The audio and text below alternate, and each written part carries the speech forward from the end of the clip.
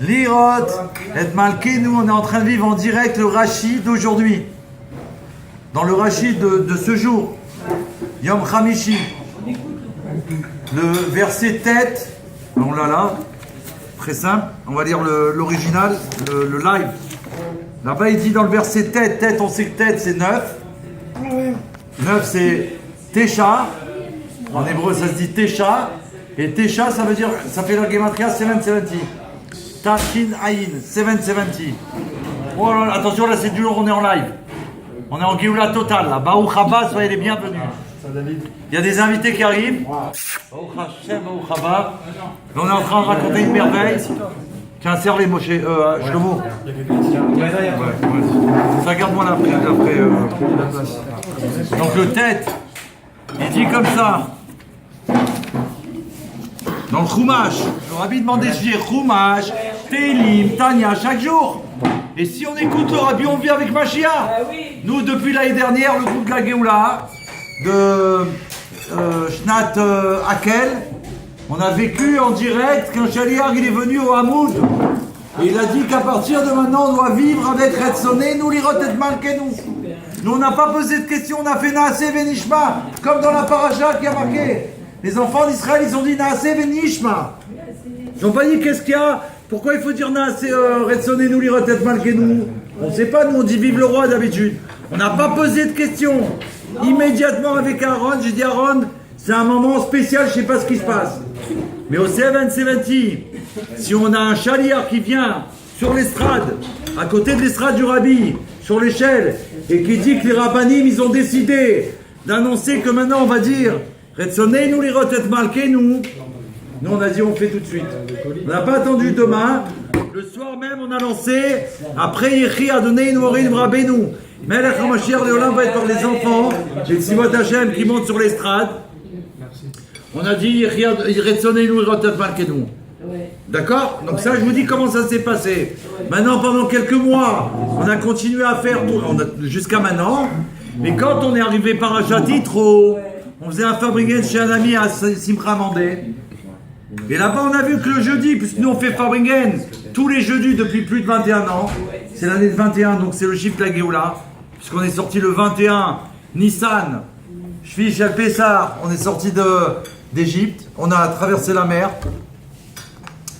Alors là-bas c'est marqué comme ça, dans le tête, verset 9, l'Éternel dit à Moshe, voici, moi-même, je t'apparaîtrai au plus épais de la nuée, afin que le peuple entende que c'est moi qui te parle, et qu'en toi aussi ils aient foi à jamais. Regardez ce verset.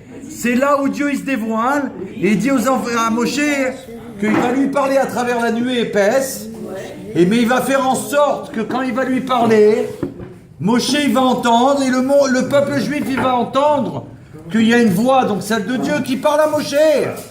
Et le Rabbi, et Dieu, il dit comme ça, à partir de maintenant, dans ce verset-là, ils vont croire en moi, totalement, parce que je me montre à eux, et en toi pour l'éternité.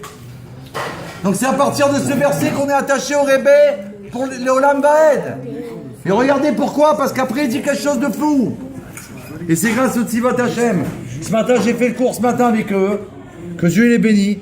Il y a marqué dans le Rashi les paroles du peuple, la réponse qu'aurais-je reçue d'eux et qu'ils désirent entendre de toi. Celui qui entend par l'intermédiaire d'un messager, ce n'est pas comme celui qui entend de la bouche du roi lui-même.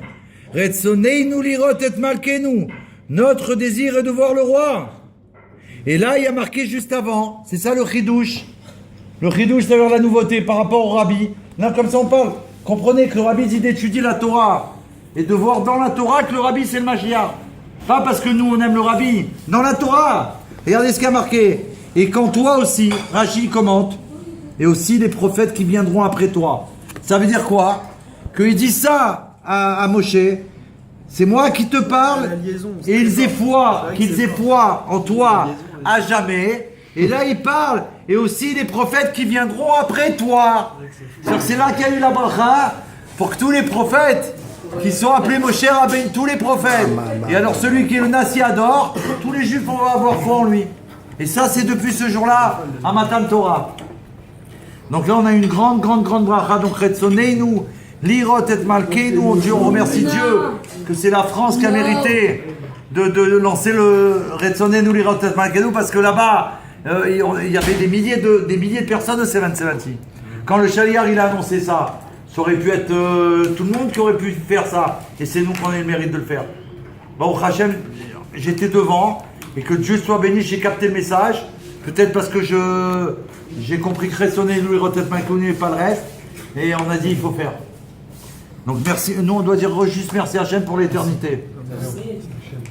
Donc, maintenant il y a une histoire merveilleuse du Chaliar de Bologne qui vient de nous arriver. Et j'ai eu le mérite d'aller avec mon épouse à Bologne. Avec ma femme, on a fait une mission spéciale pour le Rabbi. On a été à Bologne, on a été à Venise, on a été à Milan, on a été à Rome, on s'est déguisé en touriste. J'avais une casquette, pas un chapeau, j'avais mon chapeau bien sûr pour Shabbat, mais j'ai mis une casquette spéciale en jeans. Et dessus il y avait marqué 770. Et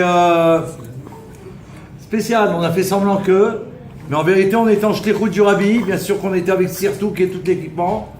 Et on est arrivé, la première ville où on a atterri, c'est à Bologne. Mais j'ai oublié de vous dire, c'est quand on a été là-bas, avec ma femme Rachel, Ingrid, j'ai loué une voiture, on a loué une voiture au Hachem, et j'avais amené avec moi les drapeaux de Mashiach.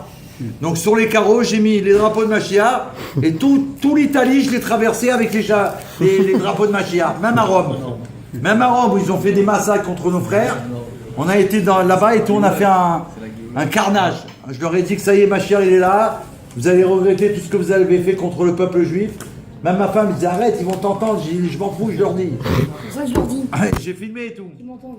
Donc il y a une histoire magnifique du Rav de Bologne, mais Nachem écoute cette histoire merveilleuse. Vous écoutez? Oui. Elle est parue, merci Hachem, merci à nos amis Gabriel Bekouche et Menoucha Rachel, mes amis associés d'Eretz HaKodesh, du site Vive le Roi et de la revue News, Geoula News, et de la nouvelle revue des 7 lois de Noé, Bnei Noir, qu'ils soient bénis de tout ce qu'ils font.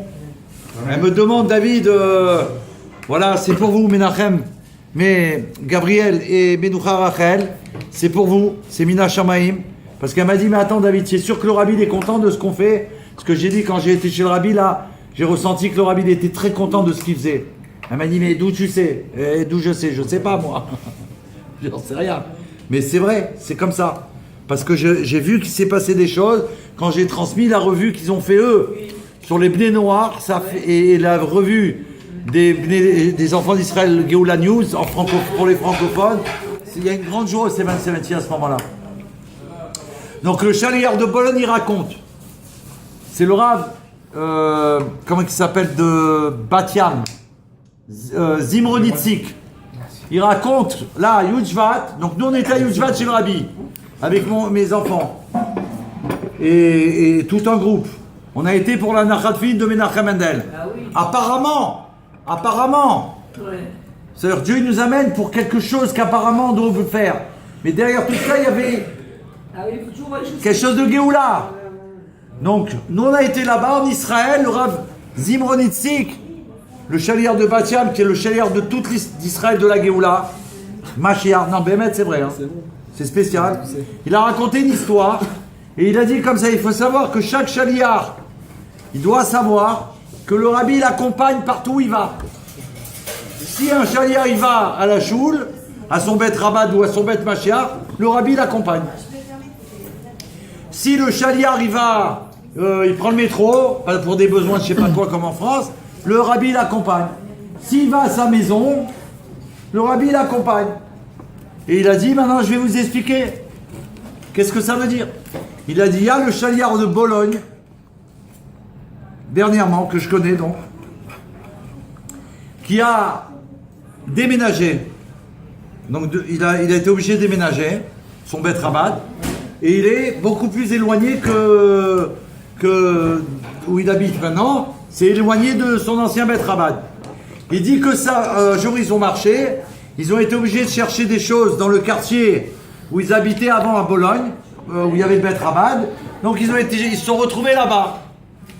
Et en allant là-bas, la femme du chaliard, elle a rencontré une dame non juive qu'elle connaissait, parce qu'ils étaient voisins pendant des années. Elle lui a demandé comment allez-vous, et ils se sont dit bonjour, comment allez-vous? Elle lui dit c'est Baruch Hashem la chaliard. Et la dame elle dit ça va, et vous êtes bien où vous êtes et tout. Ils se sont échangés des mots de politesse et de politesse vraie et de gentillesse. Et à un moment, la femme du chaliard, elle devait écrire un numéro de téléphone, je crois, de la dame, pour noter son numéro. Et en sortant de son sac, son cahier, pour mettre le numéro, elle a sorti son cahier, il y avait une photo du rabbi. T'as compris? Et elle allait marquer. Et la non-juive, quand elle a vu la femme, la photo du rabbi, elle lui a dit ah ben justement, vous savez que depuis que vous avez déménagé, ce monsieur-là, il vient plus dans le quartier. La dame, elle lui dit pardon, vous pouvez répéter la phrase que vous venez de dire? Elle appelle son mari, elle lui dit vous pouvez répéter la phrase que vous venez de dire? Elle lui a dit non, ben, je vous ai dit, ce monsieur qui est sur la photo, depuis que vous avez déménagé, il vient plus dans le quartier. Alors le chaliard, il lui dit Rav de Bologne, il lui dit attendez, peut-être vous confondez avec le Rav Garelli qui est venu souvent, il est en Italie. Elle lui a dit pas du tout la Goya, elle lui dit pas du tout, je le connais le Rav Garelli. C'est pas lui. Je lui dis ce monsieur qui est sur la photo, il venait souvent ici, mais depuis que vous avez déménagé, il revient plus. Il est plus là. T'as compris? Non, je vais mettre le rêver. Qu'est-ce qu'on fait? Donc le Rav de Bologne, j'ai eu le mérite avec mon épouse quand on a été là-bas. On a été invité le Shabbat au Bet Rabat. Mais il nous a prévenu que le vendredi soir, on devait prier dans la grande synagogue de Bologne, qui est un monument historique. Il y a une histoire avec les nazis et tout, et elle est restée. C'est une folie la synagogue. Une grande, immense, un jardin, une folie, je te dis. Donc on a fait la prière de vendredi soir là-bas, et le Shabbat midi, c'était au Bet Rabat. Il nous a expliqué que tous les touristes, ils venaient prier le vendredi soir, et le samedi, bon, pas tous venaient. Donc le vendredi soir, on avait tous rendez-vous là-bas. On a fait la prière. On était nombreux, presque 20 minyanes. Et après la prière, on est sorti devant le jardin, et le grand rabbin de la synagogue de là-bas, il a commencé à raconter historiquement toute l'histoire de la synagogue, par rapport à quand il y a eu les nazis, quand il y a eu les guerres, tout ce qui s'est passé, comment que ça se fait qu'elle est restée encore intacte, et une merveille. Il a raconté tout ça, on écoute, c'était traduit. Et après le Rav de Bologne, le chaliard du Rabbi Melech HaMashiach, que je connais personnellement du 770, il nous a invités, il a dit aux gens, surtout, ne partez pas, vous êtes tous invités au Bet Rabat pour manger ce soir. Les gens, ils étaient étonnés, maintenant on est plus de 20 minyanes. 200. Voilà. Attends, maintenant on sort, et il nous dit, suivez-nous. Donc on le suit, tu vois, mais maintenant en marchant, tout le monde s'inquiète. Non, il ne savait pas qu'on était... tout le monde se dit, peut-être il n'y a pas assez à manger, peut-être qu'il n'a pas pensé à nous, peut-être qu'il ne savait pas qu'on allait être autant. Bon, on ira remanger chez nous après, tu vois, on va faire kidouche là-bas. Et on marche 20 minutes comme ça, 22 minutes, on marche, et on parle, on se fait des amis, du coup on se parle d'où vous venez, de quel pays. Et à un moment, il nous fait rentrer dans une salle, on rentre dans une salle et on voit là un truc de malade, une salle, toutes les tables posées, les couverts, des serveurs, partout à toutes les tables, ils nous installent, ils nous assoient, et on fait un repas. Pas, ça veut dire on savait plus où mettre le manger. Ouais. On savait plus où manger, on savait plus. On avait honte. Ouais.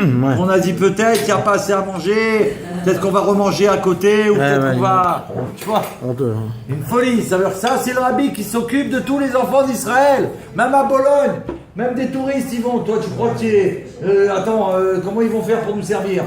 Et Baruch Hashem. Ça a été un Shabbat magnifique, et le lendemain, bien sûr, on a été manger au Bet Rabat.